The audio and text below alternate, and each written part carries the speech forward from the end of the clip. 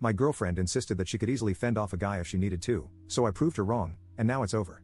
So, my girlfriend, 25F, and I, 26M, moved in together last year. We live in a fairly safe neighborhood, but during the night, there are some sketchy hammered dudes hanging around who also honestly scare me. My girlfriend, however, isn't really scared to walk alone at night, and would say that she's just as strong as those men and can take care of herself.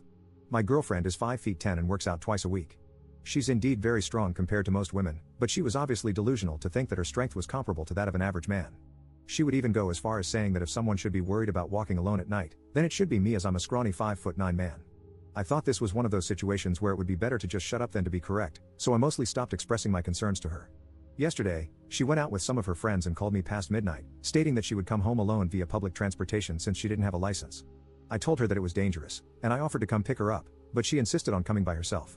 I couldn't sleep until she arrived home an hour later, and she was angry at me for not trusting that she could take care of herself. So, I thought this was the perfect opportunity to demonstrate the strength disparity between a man and a woman.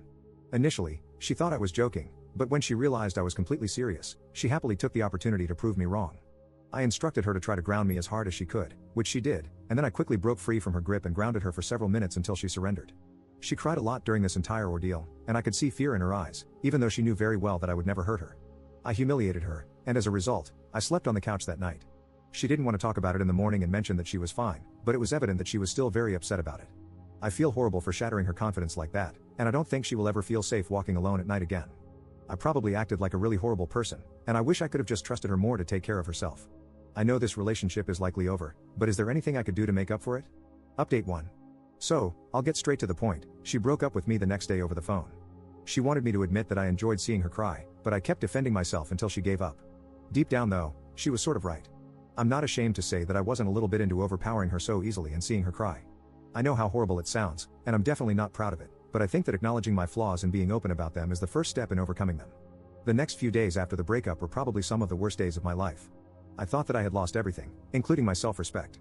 I decided to go to therapy and take a break from dating for the foreseeable future. Luckily, I also had the support of my family and close friends, even if they didn't fully agree with my actions. For those of you who say that she needed a reality check, I have to disagree with you on this one. Yes, she overestimated her strength, but she's not dumb enough to actually engage in a fight with a stranger, let alone any guy who's clearly had one too many drinks. Being cautious has nothing to do with strength, and now I believe that she was also right to get a bit mad at me for having little to no faith in her. Trying to demonstrate how much stronger I was at 2 a.m. was just plain stupid though. I hadn't heard from my ex until she gave me a call 2 days ago. We barely talked about the incident, and it was mostly catching up and making peace with each other. She seems like she's doing pretty great for herself, as she's about to graduate with her master's and already has a job lined up. She also started dating a new guy last month, and I can tell by the way she talked that she's very into him. Overall, I was glad to hear how happy she sounded. I'm also doing pretty well myself, although I'm still on my break from dating, and I don't see myself getting into another relationship for at least a year. Last month, I also got to experience how my ex felt when I was overly worried about her safety. I went with my family on a trip to Naples, and while our apartment was in a fairly safe part of the city, it was just a few blocks away from some sketchy alleys at night. So, when I was craving a good pizza one night, my mom got very vocal about not wanting me to go to that place because of how sketchy some of the alleys on the way there looked. I tried to convince her that she had nothing to worry about, but to no avail. It then dawned on me that this is probably how my ex felt when I expressed my concerns to her. Eventually, I decided to go to that place the next day during daytime instead. It was definitely worth it though. I'm genuinely happy with how things went for both of us, although I still miss her sometimes, and hearing her voice again just made me miss her even more, but I know that it's probably better for us to move on with our lives separately. I also plan to continue with my therapy sessions, even though I feel completely fine by now. The reason is very simple, it's just to have someone that I can talk to without feeling judged.